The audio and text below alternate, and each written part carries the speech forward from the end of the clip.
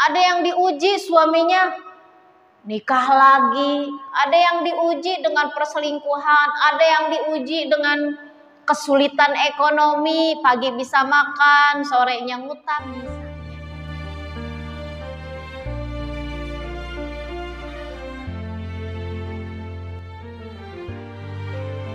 Ibu-ibu sekalian, dosa kayaknya nggak cukup nih ya Bu ya durasinya. Jadi kita satu aja dulu pelajaran. Jadi penyebab kegelisahan jiwa yang pertama ini adalah dosa. Dosa ini kalau bahasa Sunda, kalau disayang bahasa Sunda ya Bu Imas, meledos teka rasa katanya. Jadi ada dosa yang memang berasa, kadang-kadang ada dosa yang disengaja, ada juga dosanya yang nggak disengaja. Ya Allah. Karena dunia ini adalah tempat ujian, di dalam suratul Anbiya Allah terangkan kullu nafsin dha'iqatul maut walanabluukum bisyarri wal khairi fitnah wa ilaina turja'un. Kata Allah, setiap yang bernyawa itu akan merasakan mati. Setiap yang berjiwa itu pasti, sebuah kepastian akan merasakan yang namanya kematian. Ya. Manusia, hewan, tumbuhan, semua yang bernyawa. Kelak pun saat terjadinya hari kiamat, bahkan jin, para malaikat pun akan dimatikan oleh Allah Subhanahu wa taala. Emang malaikat mati? Mati. Setiap yang bernyawa akan merasakan yang namanya kematian, kata Allah. Kami ini jadi akan sudah menjadi kepastian juga akan menguji kamu dengan keburukan dan kebaikan sebagai cobaan, kata Allah. Jadi kita akan diuji oleh Allah dengan keburukan dan kebaikan sebagai cobaan, sebagai ujian. Jadi yang menjadi kepastian itu kita akan merasakan mati, kita akan diuji dengan keburukan dan kebaikan. Nabluukum bisyarri wal khair, kata Allah. Diuji dengan keburukan dan kebaikan sebagai cobaan, kata Allah. Ya. Wal khairi fitnah, kata Allah. Wa ilaina turja'un, dan kamu akan dikembalikan, kata Allah, kepada kami. Jadi yang kita tadinya berasal, kita diciptakan oleh Allah, lalu kelak kita akan dibangkitkan dan kita akan dikembalikan lagi kepada yang sudah menciptakan kita. Tapi kita di dunia ini memang tempatnya ujian. Ujian apa? Ujian kebaikan, ujian keburukan. Ini berarti sudah menjadi sebuah kepastian.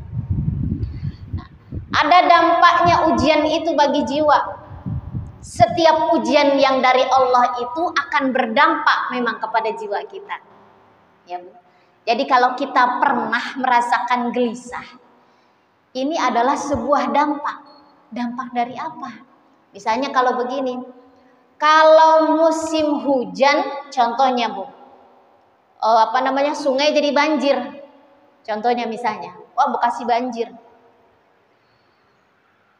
Penyebabnya apa? Kan ada penyebabnya Bu ya. Kalau banjir, kenapa sungai jadi meluap, jadi banjir? Biasanya penyebabnya karena apa? Sampah. Nah, kenapa kok bisa? Kan sampah itu bukan tempatnya di sungai, ada tempatnya. Nah, itulah karena apa? Ada orang yang sembarangan membuang sampah, gitu kan? Ya, itu penyebabnya. Karena ternyata misalnya banyak. Ada irigasinya yang tidak lancar. Ada juga misalnya karena banyaknya orang yang membuang sampah sembarangan, dibuang ke sungai gitu kan. Ada penyebab-penyebabnya. Dampak ujian bagi jiwa ini, nah yang tadi kalau kita lihat di kehidupan kita misalnya banjir nih, ini dampaknya ujian bagi jiwa itu yang namanya gelisah. Dampak ujiannya ini. Semua ujian yang kita rasakan ini misalnya ada yang orang diuji dari kesehatannya, diuji dari ekonominya, ada orang yang diuji dengan apa Bu kira-kira? Kira-kira Bu, kalau ujian itu misalnya dengan apa?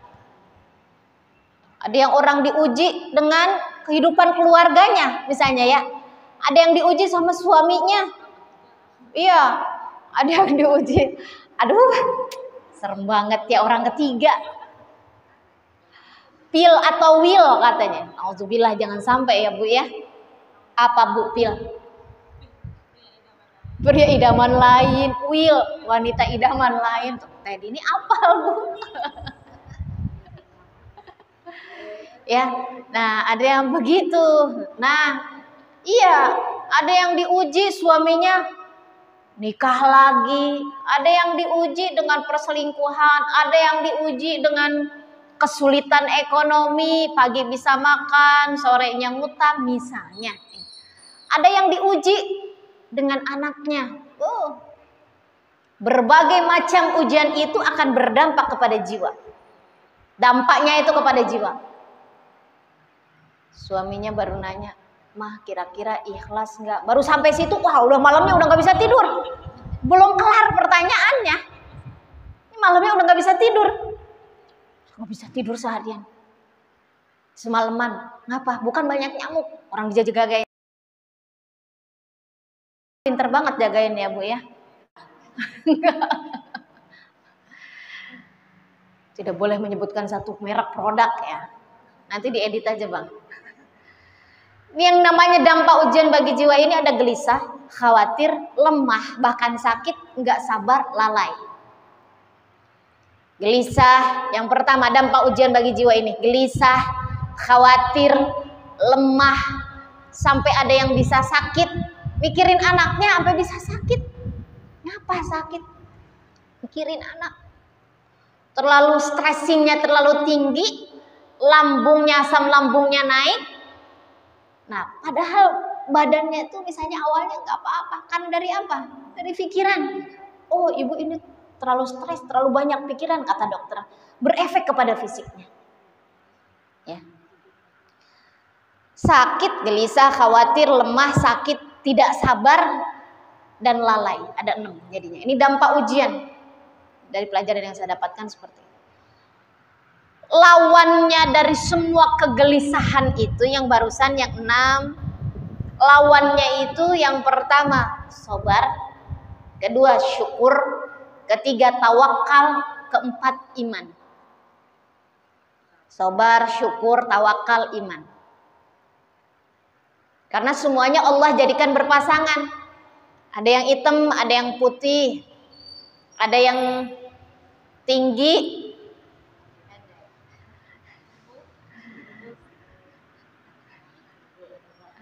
ada yang gemuk katanya Bu, ada yang kurus gitu ya Bu, ada yang mancung, ada yang mancungnya ke dalam. Semuanya Allah jadikan berpasangan. Ada marah, ada tenang, ada gembira, ada kebahagiaan, ada juga kesedihan. Semua Allah jadikan berpasangan di kehidupan dunia ini. Semua dampak ujian bagi jiwa itu, nah itu lawannya itu sabar, syukur, tawakal, dan juga iman. Ibu-ibu sekalian yang dirahmati Allah, sampai kita kepada materi kita. Apa penyebab-penyebab si jiwa ini kita jadi gelisah? Yang pertama yang menjadi penyebab kegelisahan itu adalah dosa. Nah, jadi yang membuat gelisah si jiwa kita ini, yang membuat enggak tenang ini, yang pertama adalah dosa. Ibu-ibu sekalian yang dirahmati Allah, fa innal khaira tumaninatun wa inna syarra ribatun. Di dalam hadis riwayat Al-Hakim disampaikan, kebaikan itu selalu mendatangkan ketenangan. Tuh, ya. Fa innal khaira tumaninatun. Kebaikan itu selalu mendatangkan ketenangan. Wa inna syarra ribatun. Sedangkan kejelekan atau keburukan selalu mendatangkan kegelisahan. Ya. Jadi setiap kebaikan lil harokah barokah yang saya sering sampaikan, di dalam setiap gerak langkah ada yang namanya keberkahan. Jika kita berbuat kebaikan, itu insya Allah akan mendatangkan ketenangan.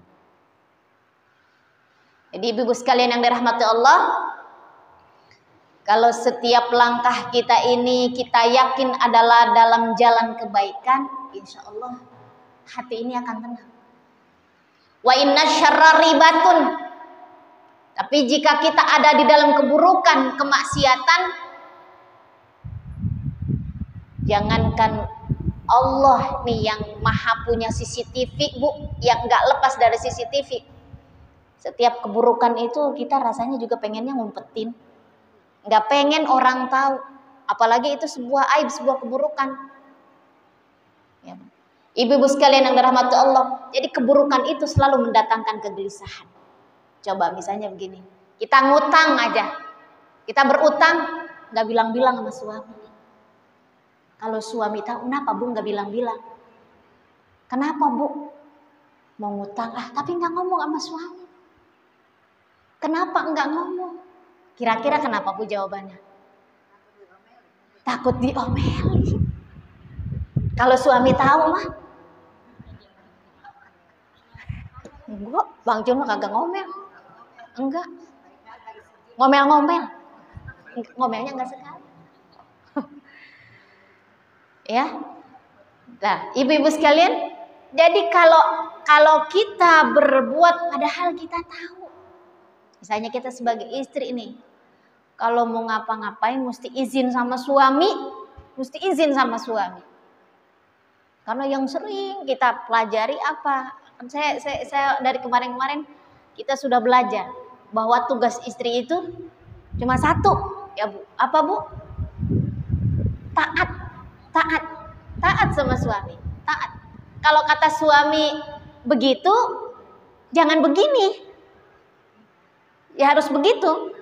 Selama suami tidak memerintahkan dalam kemusyrikan kepada Allah.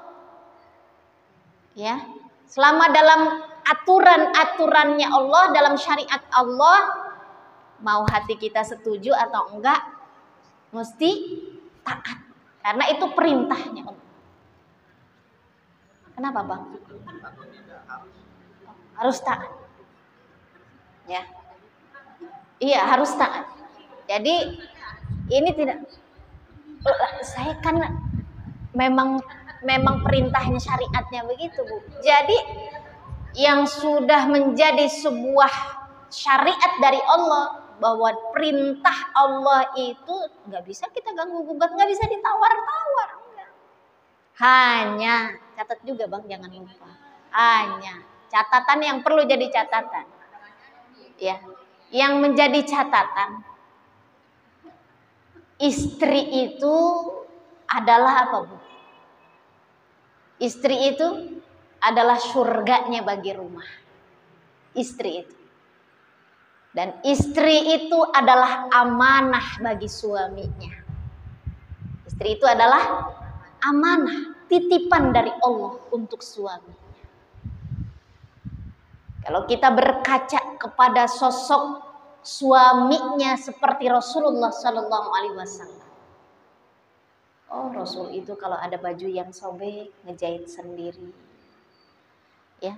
Tatkala sepulang dari peperangan, barangkali ibu sudah tahu bagaimana kesabarannya Rasulullah pulang dari perang, coba Bu. Datanglah pulang ke rumahnya Aisyah. Saking senengnya Aisyah ini, suaminya pulang. Masya Allah, buru-buru bikin minum. Ya Allah, alhamdulillah pulangnya Rasulullah nih. Bebek suami tercinta pulang. Langsung ke dapur bikin minum. Saking senengnya, lalu cepat-cepat disuguhkan. Wahai suamiku tersayang, ya Rasulullah, ya Habibullah. Ini ayo cepat minum, silakan diminum. Lelah pulang capek setelah jihad, disuguhkannya minuman. Diminum oleh Rasulullah. Ya Allah, alhamdulillah. Bukan hidangan yang banyak, bukan. Tapi air minum langsung diminum oleh Rasulullah. Diminum. Kata Rasulullah, kata Siti Aisyah, bagaimana suamiku? Enak minumannya, enak sekali. Dan setiap kenikmatan ini pengen banget kita rasakan berdua, kata Rasulullah. Ayo kita bareng-bareng minum. Diminum sama Siti Aisyah. Ya Allah, kata Siti Aisyah, ya Allah, ya Rasulullah, kok nggak bilang sih? Ini yang diminum ini bukan teh manis, bukan pakai gula tapi garam, asinnya luar biasa. Rasul marah apa enggak? Enggak. Bini diminum seolah-olah itu rasanya manis. Kenapa? Menjaga perasaan istrinya, jangan sampai istrinya kecewa, jangan sampai istrinya itu terluka gitu ya Bu ya. Jangan sampai. Nah, suami yang soleh itu yang pandai menjaga hati istrinya, dijaga banget perasaan istrinya. Jangan sampai istrinya ini sedih, jangan sampai istrinya ini nangis. Ditulis apa enggak itu?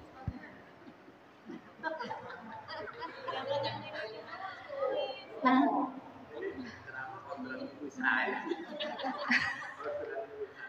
Waduh. Oh tidak ya, tidak dari yang request apa-apa ke saya ya. Ibu-ibu sekalian yang dirahmati Allah, jadi sama halnya satu ketika seorang Arab Badui ini datang kepada Rasulullah. Rasul lagi berkumpul nih Bu nih, ya sama sahabat-sahabatnya. Ini seorang Arab Badui ini saking cintanya kepada Rasulullah, dibawalah anggur. Ya Rasulullah, saya habis panen anggur nih, saya habis panen anggur. Saya punya anggur yang banyak ini. Biasanya kalau yang namanya hadiah ya Bu ya. Karena Rasul ini gak nerima sedekah. Yang namanya hadiah ini Rasul suka ikut makan bareng-bareng. Ditawarin ke sahabat-sahabat. Ya Rasulullah, saya punya anggur nih, habis panen. Seorang sahabat ini datang kepada Rasulullah. Lalu terima kasih kata Rasulullah. Saya menghadiahkan ini untuk Anda ya Rasulullah. Baik, dimakan. Kata Rasulullah. Satu dimakan anggur. Sahabatnya pada ngeliatin aja. Dalam hatinya, itu ben Rasulullah kok nggak habis, nggak nawarin. Dimakan sampai habis itu semangkuk anggurnya itu. Di seorang Arab Badui ini seneng banget namanya kalau ngasih hadiah. Ya Bu, kita kalau ngasih terus dipakai atau dimakan sama yang kita kasih pasti kita seneng ya Bu ya. Nah, ibu-ibu sekalian, dimakanlah anggur itu sampai habis sama Rasulullah. Tidak ada seorang pun sahabatnya yang ditawari sampai habis. Setelah Arab Badui ini pulang, ya Rasulullah saya pamit, terima kasih. Sama-sama kata Rasulullah. Mudah-mudahan Allah membalas semua kebaikan Anda. Ya, anggur yang tadi sudah disuguhkan, Masya Allah manis banget kata Rasulullah. Nikmat sekali. Iya ya Rasulullah, terima kasih. Karena udah kelihatan Bu dimakan sampai habis. Pulanglah orang ini, Arab Badui ini. Lalu akhirnya sahabatnya ada yang penasaran, ya Rasulullah. Kalau kata kita tumben kok nggak bagi-bagi. Tahu enggak kata Rasulullah. Tadi anggur yang saya makan itu asam. Ya. Lalu kenapa Anda makan ya Rasulullah? Saya tidak mau mengecewakan orang yang sudah memberikan hadiah kepada saya. Jadi saya enggak mau kalian para sahabatku makan anggur yang asam. Takutnya nanti kalau kalian makan, kalian ada yang ngomong, asam banget. Ih, anggur apa sih asam banget? Demikian menjaganya Rasulullah kepada hatinya manusia, kepada orang lain. Nah, suami atau istri ini pun sama-sama harus saling menjaga hati. Jadi kita nih Bu, ini baru poin yang pertama ya Bu ya. Dampak atau penyebab dari kegelisahan jiwa ini yang pertama adalah dosa. Ini dosa ini kita kalau berinteraksi, berkomunikasi, ngobrol coba yang paling dekat aja, punten ya Bang, saya bukan lagi ngobrolin soal suami istri, tapi memang ibu kan masih ada yang pada punya suami, saya kan masih punya suami juga. Kita kalau lagi ngobrol nih, mau sama suami, sama anak, sama orang tua, awalnya pengen ngobrol doang, maksudnya mau diobrolin, mau diskusi, mau curhat, kadang-kadang kan begitu ya Bu, bener apa enggak? Tapi kadang-kadang nih setan ini kan memang yang namanya iblis. Wa idz qala rabbuka lil malaikati isjudu li adama fasajadu illa iblis. Yang namanya iblis ini memang sudah tugasnya menggelincirkan manusia, keimanannya, akhlaknya, dan sudah diizinkan dari Allah. Sudah diizinin. Jadi karena sumpahnya iblis ini, dengan kesombongannya iblis, kata iblis, pokoknya dengan berbagai cara aku akan menjerumuskan agar manusia itu ke dalam jurang dosa. Apalagi kalau ada suami istri yang akur, yang adem ayem, yang harmonis, bahagia, senang luar biasa. Ini iblis nggak seneng banget Bu, nggak doyan banget, nggak resep. Jadi jangan salah, kalau kita harmonis, tenang nih sama suami, happy walaupun punya uang 1.000 doang. Ya, biarpun pagi ini makan, besok mesti puasa misalnya gitu. Kita seneng aja, qanaah, taat gitu sama suami. Nih iblis ini luar biasa nih menggodanya. Dan jangan salah, Imam Syafi'i pernah menyampaikan bahwa iblis itu mampu masuk ke dalam aliran darah kita. Jadi kalau ada suami istri mau ngobrol nih, jangan salah Bu, kalau kata kipas mau kita dikipas-kipasin nih, dikompor-komporin biar apa? Biar panas nih hati kita. Ini terutama perempuan, karena kalau laki-laki kan mikirnya pakai logika ya, suka tenang. Oh perempuan kan apa-apa, perasaan saya. Ya, perasaan saya perempuan kan begitu, bener apa enggak Bu? Apa saya doang? Kadang-kadang kan suka begitu ya. Ih perasaan mah, apa-apa pakai perasaan kalau perempuan. Kalau laki-laki kan enggak. Pakainya apa? Pakai logikanya. Perasaan udah ngomong udah baik-baik, udah enak. Sini apa ya? Kalau ngomong ke sini apa ngadep keliatin sini. Laki-laki ini kan memang lebih terfokus sama benda. Apalagi kalau lagi main HP kan. Ya, saya mau ngobrol. Iya. Kan begini kan? Ya. Atau misalnya lagi nonton. Ya, iya, kenapa? Kita pengennya istri itu kadang-kadang pengennya dilihatin. Nah, ibu-ibu sekalian, ini belum juga ngobrol, pengennya ngobrol. Kadang-kadang, udah nggak jadi ngomongnya. Lah emang apa? Kata suaminya. Habisnya nggak diperhatiin. Nah, mulai. Ini aksi dari siapa? Setan, iblis ini. Jadi kita harus hati-hati. Tapi bukan artinya saya ngajarin ibu kalau mau ngobrol sama suami pakai a'udzubillahi minasyaitonirrajim dulu, enggak. Kata suami, emang apa? Mau jakin ngobrol dia baca ta'awudz dulu, begitu enggak Bang kalau teleli? Enggak ya? Enggak, maksudnya saya takutnya ada setan di antara kita. Bukan hanya saja dusta ya, jangan ada dusta di antara kita. Takutnya ada setan di antara kita. Jadi kalau mau ngobrol ibu dalam hati aja Bu, nggak usah dilafazin a'udzubillahi minasyaitonir rajim. Dalam hati aja. Baca dulu dalam hati. Karena kadang-kadang kita kalau mau ngobrol aja ya begitu. Itu setiap kita interaksi, mau sama suami kek, mau sama anak. Contohnya misalnya sama anak. Neng, iya mah, lagi pegang HP-an. Neng, iya. Ini mama manggil, itu jadi megangin HP ya.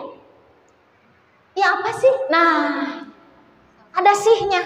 Tadi apa? Ya, ada sihnya. Kalau kita enggak tenang, nih setan udah mulai resep kan Bu. Ayo, udah dikompor-komporin, ditiup-tiupin. Kalau kepancing nih emosi kita, lah, ini mama manggil jadi, dengerin apa? Simpen dulu enggak HP-nya? Simpen dulu enggak? Apa sih? Misalnya kata suaminya nih, jadi ngomongnya jadi begitu. Ngotot katnya ngomongnya kok jadi ngotot. Perasaan kita enggak ngotot. Ada pernah begitu enggak Bu? Enggak orang biasa aja ngomongnya. Ngotot itu kata suaminya. Nah jadi ngebantah itu, jadi ngotot itu begitu. Enggak, orang perasaan biasa aja ngomongnya. Nah pada akhirnya bisa timbullah dosa. Oleh karena itu kita harus banyak-banyak, ya Allah, kalau pengen suami ngertiin kita, nih kuncinya ini Bang Jun pasti demen banget nih ditulis ini kan. Kalau pengen suami ngertiin kita nih Bu, pengen banget suami itu ngertiin kita duluan yang ngertiin dia. Ya katanya. Jadi kalau pengen kita dimengerti, kita duluan yang mesti ngertiin dia. Kalau sama bapak-bapak begitu, bener nggak Bang? Dia kagak. Bang, wah, no kan? Begitu Bu buktinya. Kalau laki-laki itu memang lebih terfokus dengan benda. Walaupun kita ngomong tuh nggak fokus ya. Itulah yang namanya laki-laki. Bener nggak Bang? Dehem. Jadi kalau pengen kita ini sebagai istri dimengerti sama suami, kita yang ngerti duluan. Kalau pengen kita dimengerti sama anak, kita yang ngerti duluan. Kita ngertinya bagaimana? Dulu kita juga anak-anak. Kita ngertiin, oh iya, pemikirannya tuh waktu dulu aja bagaimana nih. Anak-anak itu pengennya tuh nggak banyak diceramahin, nggak banyak dinasehatin. Makanya jangan banyak-banyak nyeramahin, jangan banyak-banyak nasehatin. Banyaknya ngapain? Doa. Banyaknya kita doain. Asal kita yakin sama Allah, ud'uni kata Allah, astajib. Jadi setelah kita berdoa, istajib doa ana ya Allah. Kita yakin aja ya Allah, yakin anak ini walaupun sekarang masih begini, ntar mah soleh. Yakin kita. Jadi sebesar apa keyakinan kita kepada Allah, yaitulah yang nanti yang akan terjadi. Jadi kalau kita pengen balik lagi, kalau ada orang, kita ngertiin dulu suami kita. Pengennya suami itu apa sih? Kita ikutin aja, ntar juga gampang. Lumer suami malu lumer. Ibu-ibu sekalian yang dirahmati Allah, Ibnu Taimiyah rahimahullah berkata, Sufyan bin Uyainah ditanya mengenai kegelisahan yang tidak diketahui penyebabnya. Pernah nggak Bu ada yang misalnya malam nggak bisa tidur, nggak tahu sebabnya apa? Nggak juga minum obat penenang, enggak. Ini ngapa mak kagak bisa tidur, rumah tadi malam nggak tahu, mata kering aja rasanya kagak bisa merem. Pernah nggak ada yang begitu? Nggak ada. Oh pernah? Jujur ya teteh. Jadi ada penyebab kegelisahan yang nggak tahu penyebabnya itu kenapa? Ya Allah, mata udah dimerem-meremin nih, tapi nggak bisa merem, gelisah. Kadang-kadang hatinya gelisah, nggak tenang gitu, nggak tenang. Kenapa? Nggak tahu, hatinya nggak enak aja. Dipegang, hatinya nggak enak aja. Ya udah bolak-balik. Saya udah ambil air wudhu, saya udah sholat, udah baca Quran kita Yasin, sampai khatam saya semalaman 30 juz. Enak kalau begitu, gelisahnya jadinya semalaman tidur. Enak kalau kayak begitu ya Bu, yang ngaji ini bengong aja semalaman nggak bisa tidur.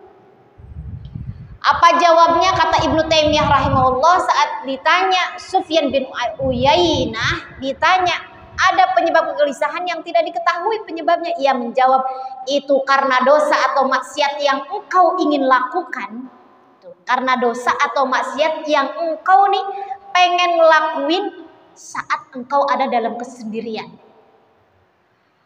Dan belum engkau lakukan. Ini kita udah niat di dalam hati mau ngelakuin dosa atau maksiat saat kita sendiri, tapi belum kita kerjain. Baru niat doang di dalam hati. Mau maksiat, udah deh kalau begini mah nih, besok nih, kalau misalnya pas nih laki nih suami nih bilang begitu, udah pokoknya saya mah kagak mau tahu. Pulang saya ke rumah orang tua saya. Misalnya nih kalau begitu tuh, itu baru di dalam hati. Udah mau berbuat dosa misalnya sama suami, atau biarin aja nih ntar, liatin aja nih. Besok kalau ketemu nih, agak bakalan lagi ditalangin di arisan. Yang kemarin aja habisnya saya talangin belum dibayar. Misalnya, dalam hatinya nih udah ngomong begitu. Engkau akan dibalas, kata Ibnu Taimiyah rahimahullah. Engkau akan dibalas, itu ada balasannya. Hati padahal Bu belum dikerjain. Jadi nih, besok nih kalau ketemu nih, kita bilangin biar kata di depan orang banyak juga. Ini kita udah niat mau berbuat buruk sama seseorang walaupun di dalam hati, hatta sampai walaupun belum dikerjain. Kata Ibnu Taimiyah rahimahullah, engkau akan dibalas, maka engkau akan ditimpa dengan yang namanya kegelisahan. Jadi jangan dikira itu hati kita ini nggak punya dosa lalu akan terbebas dari yang namanya dampak atau kegelisahan, akan dibalas, hati pun akan dibalas. Makanya ada orang-orang yang ditimpa dengan kegelisahan, stres. Itu karena apa? Dosa atau maksiat yang ada di dalam hati. Yang mana? Kata Ibnu Taimiyah, yang dia itu ngomong aja sendiri diri walaupun belum dikerjain, dia tapi sudah niat akan melakukan maksiat itu atau dosa itu. Maka hati itu akan dibalas ya dengan apa? Dengan ditimbulkannya kegelisahan. An Abi Hurairah an Rasulillah sallallahu alaihi wasallam qala innal abda idza akhta'a khotinata tukinat fi qalbihi tuktatas saudaun. Seorang hamba apabila melakukan suatu kesalahan maka dititikkan dalam hatinya sebuah titik hitam. Oleh karena itu ibu, jika kita melakukan sebuah kesalahan, dosa yang tadinya hati kita ini bersih, fitrahnya ini tatkala sebagaimana kita dilahirkan, itu kita tidak punya dosa apapun. Tapi begitu banyaknya dosa, dari mulai anak-anak, remaja, tatkala sudah balik, sudah punya dosa sendiri, tanggung jawabnya sendiri. Dosa-dosa yang terus saja bertambah, maka seperti halnya titik-titik hitam. Ya, dimunculkannya ada titik-titik hitam di dalam hati kita. Makanya ibu lihat, kalau misalnya lagi kurban tuh bu, kalau kita lihat tuh ya, kalau udah dibelek tuh sapi udah dipotong, kadang-kadang suka kelihatan kan, hatinya sapi itu juga suka macem-macem. Ada yang hatinya merah, bagus, seger. Artinya mungkin dia nggak banyak tuh dosanya. Kalau diibaratkan manusia itu, ada juga hatinya yang suka, ya kan, kayak busuk gitu ya, hitam gitu, ada yang gelap, ada yang banyak lemaknya, macam-macam. Nah itulah. Nah itu seperti halnya manusia pun seperti itu. Ini di dalam hadisnya diterangkan seperti itu. Jadi kalau kita melakukan dosa, maksiat, itu hati kita pun seperti itu. Banyak sekali titik-titik hitamnya atau nodanya. Dan bagaimana caranya kalau sudah begitu? Kalau kayak kita aja misalnya mau pakai, kalau kita nyuci bu, begitu pula kalau kita mau menghapus, pengen dosa ini dihapus oleh Allah Subhanahu Wa Taala. Banyak amalan solihan, ya. Harusnya yang idealnya, faman kana yarju liqa'a rabbih falyamal amalan shalih. Kalau kita satu saat bertemu dengan Allah yang Maha menciptakan kita, yarju liqa'a rabbih falyamal amalan shalihan, maka yang harus kita perbanyak ini amalan soleh. Tapi suami saya ngeselin banget, males saya jadinya. Jangan begitu, sabar sayang, kan sebentar, rumah tangga itu sebentar. Catet, berapa tahun sih? Berapa tahun berumah tangga? 20, 30, 40, 50, 60, 70. Habis itu selesai. Ya bu, sebentar, itu sebentar kok, enggak lama. Sebentar. Jadi jangan sekali-kali kita menghentikan langkah kita tatkala kita sudah berbuat baik. Anak nyakitin, udah rumah tangga dia, dia lebih ini. Ya anak perempuan, sekarang dia taat sama lakinya, kita kagak ditengok-tengokin, jangan begitu. Anaknya tetap anak, mau dia laki mau perempuan, sekalipun udah berumah tangga, tetap mesti kita doain. Sekalipun sudah lepas tanggung jawab kita. Ya. Jika kita pernah berbuat baik, jangan pernah. Nah, jadi kuncinya, falyamal amalan sholihan wala yusyrik bi ibadati rabbih ahada. Dan dalam berbuat amal soleh itu jangan sampai kita, ini di terakhir surah Al-Kahfi ya. Nah kali ibu udah hafal. Man kana yarju liqa'a rabbih falyamal amalan sholihan wala yusyrik bi ibadati rabbih. Jadi kalau kita berbuat baik, niatnya sudah karena Allah, jangan pernah berhenti karena manusia. Kalau sudah berbuat baik kita niatnya, mau ngaji, mau apapun, nyari ilmu, dagang, sekolah, bersihin AC. Karena Allah, udah niatnya karena Allah ya bang ya. Kalau ada yang ngomong ini itu segala macam, jangan itu, jangan apa segala. Jangan pernah berhenti karena manusia. Karena apa? Sudah niatnya karena Allah. Kalau hanya karena omongan manusia, ya. Kalau kata anak sekarang cemen banget. Ya. Wala yusyrik bi ibadati rabbih ahada. Dan jangan pernah kita menduakan, memusyrikan, menduakan saat kita beramal. Kan saya mengaji biar dibilang soleh, kan saya mengaji biar dibilangnya banyak ilmunya. Jangan. Tapi karena kita wala yusyrik bi ibadati rabbih ahada. Tapi karena Allah yang perintahkan.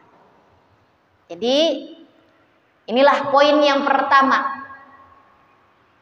Jangan memperbanyak dosa, jangan kita berhenti langkah dalam kebaikan.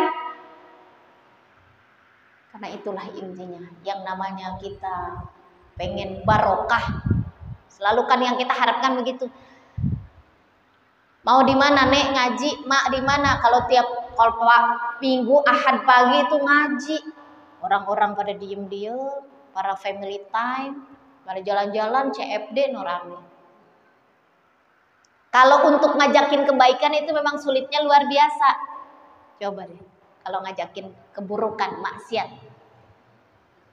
Setelin musik aja, ajakin joget-joget, wah dari mana-mana juga nggak usah pakai diajakin, nggak pakai diajakin. Ngumpul itu orang. Tapi kalau ngajakin ngaji, wah luar biasa sulitnya.